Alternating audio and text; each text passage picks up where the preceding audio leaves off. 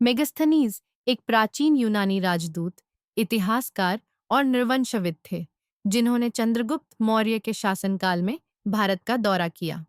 उनकी पुस्तक इंडिका प्राचीन भारत के बारे में सबसे पुराने और विस्तृत पश्चिमी विवरणों में से एक है।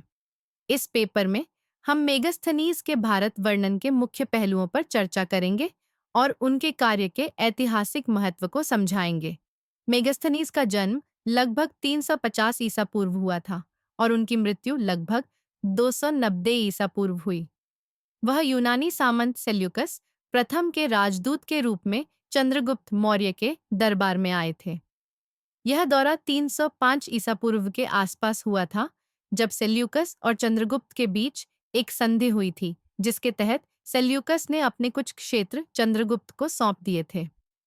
मेगस्थनीज की पुस्तक इंडिका 4 खंडों में विभाजित थी, जिसमें भारत की भूगोल, जलवायु, जानवरों, पौधों, सरकार, धर्म, लोगों के शिष्टाचार और कलाओं का विस्तृत वर्णन है। हालांकि मूल पुस्तक खो गई है, लेकिन बाद के लेखकों के उद्धरणों के माध्यम से इसकी सामग्री को आंशिक रूप से पुनर्निर्मित किया गया है।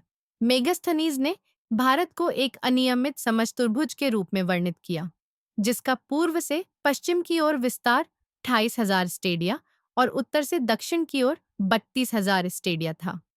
उन्होंने गंगा और सिंधु नदियों का उल्लेख किया और भारतीय नदियों की संख्या 58 बताई। मेगस्थनीज ने भारतीय समाज को 7 वर्गों में विभाजित किया: दार्शनिक, ब्राह्मण, किसान, पशुपालक, कारीगर, सैनिक, प्रशासक और सलाहकार, राजा। उन्होंने दासता के अभाव का उल्लेख किया और भारतीयों की ईमानदारी की प्रशंसा की। उन्होंने पाटलिपुत्र को भारत का सबसे बड़ा नगर बताया, जो गंगा और सोन नदियों के संगम पर स्थित था।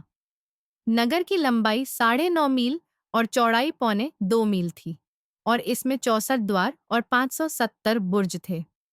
मेगस्थनीज ने चंद्रगुप्त मौर्य को एक शक्तिशाली और न्यायप्रिय शासक के रूप में वर्णित किया।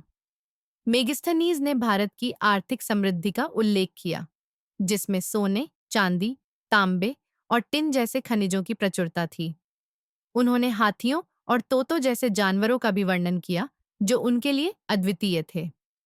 मेगस्थनीज की इंडिका प्राचीन भारत के बारे में एक महत्वपूर्ण ऐतिहासिक स्रोत है, जो भारतीय समाज, राजनीति और संस्कृति के विभिन्न पहलुओं को प्रकाशित करती है।